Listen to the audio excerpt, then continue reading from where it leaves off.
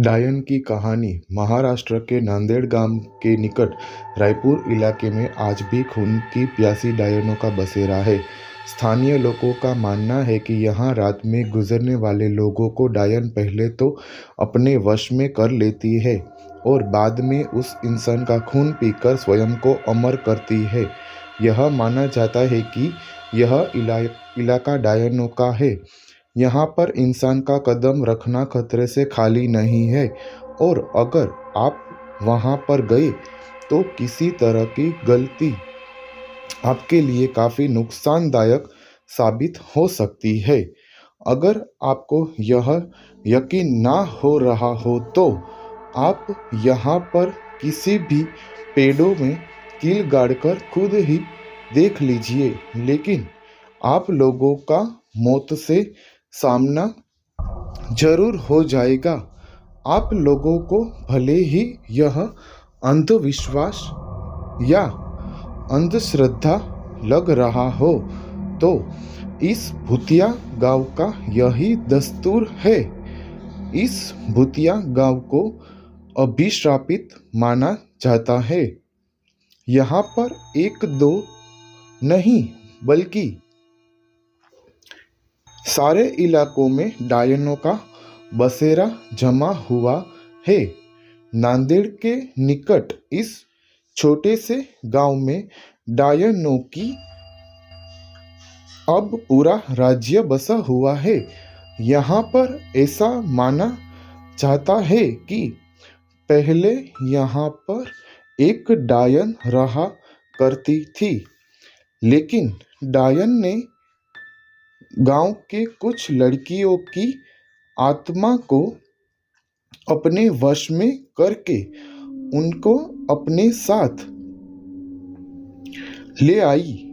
आज वही लड़कियां इन डायनों के साथ मिलकर खुद को अमर रखने की कोशिश करती है। यह गांव की वही जगह है जहां वास्तविकता में यहाँ के पुरुषों को रात में निकलने पर प्रतिबंध है। कब कौन सी जगह पर डायन उन्हें अपने वश में कर ले, कोई नहीं जानता है। अभी तक यहाँ पर कुछ 42 ऐसे मामले आ चुके हैं जिन्हें में से पुरुष लापता हो गए, लेकिन उनका अभी तक कोई अता पता नहीं चला है।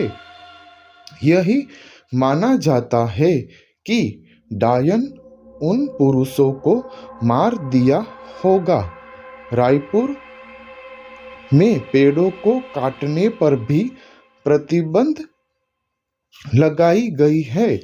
यहाँ पेड़ों के ऊपर डायनों के रहने की बात बताई जाती है। एक बार एक पेड़ काटने पर गांव के एक मनुष्य की मौत हो गई थी। तब से ही माना जाता है कि डायन का पेड़ काटने पर ही उसकी मौत हुई। यहाँ पर एक टूटी हुई हवेली के अंदर एक छोटी सी कोठरी है जिसमें कोई भी नहीं आता जाता है और माना जाता है कि इस अंधेरी कोठरी में जो भी गया वो वापस कभी लौटकर नहीं आया है। 16 लोगों की मौत की गवाह इस भूतिया कोठरी को यहाँ के प्रशासन ने भी सील कर दिया है।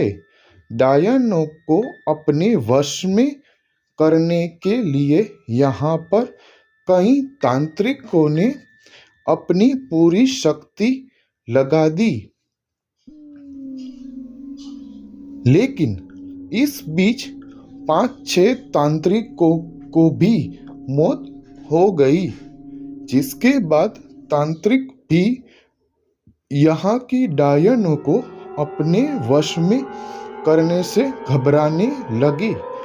कहा जाता है कि गांव में हर अमावस्या और पूर्णिमा की रात को कोई बाहर नहीं निकलता। हालांकि यह काफी पुरानी बात है। अब लोग अपने घरों को अच्छे से बंद करके घरों में रहते हैं। गांव के कुछ लोगों ने यह अनुभव किया है कि अक्सर रास्ते में चलते वक्त उन्हें अजीबोगरीब आवाजें सुनाई देती है, लेकिन पीछे मुड़ने पर कोई नहीं होता। गांव के रंजीत नाम के व्यक्ति ने तो अपनी बाइक पर एक डायन को लिफ्ट तक दी थी। काफी लंबा रास्ता तय करने के बाद उसे महसूस हुआ कि उसके पीछे कोई बैठा हुआ है, पर उसने जब पीछे मुड़कर देखा तो कोई नहीं था। रायपुर के लोगों का मानना है कि यहाँ कई साल पहले एक खूबसूरत महिला के साथ गांव के कुछ लोगों ने बलात्कार किया था और उसे बंदी बनाकर रख लिया और बाद में उस महिला की बेरहमी से हत्या कर दी। इसके बाद वही डायन बनकर यहाँ सबसे अपना बदला पूरा करती है। आपको यह कहानी कैसी लगी, कृपया कमेंट करके हमें जरूर बताइए।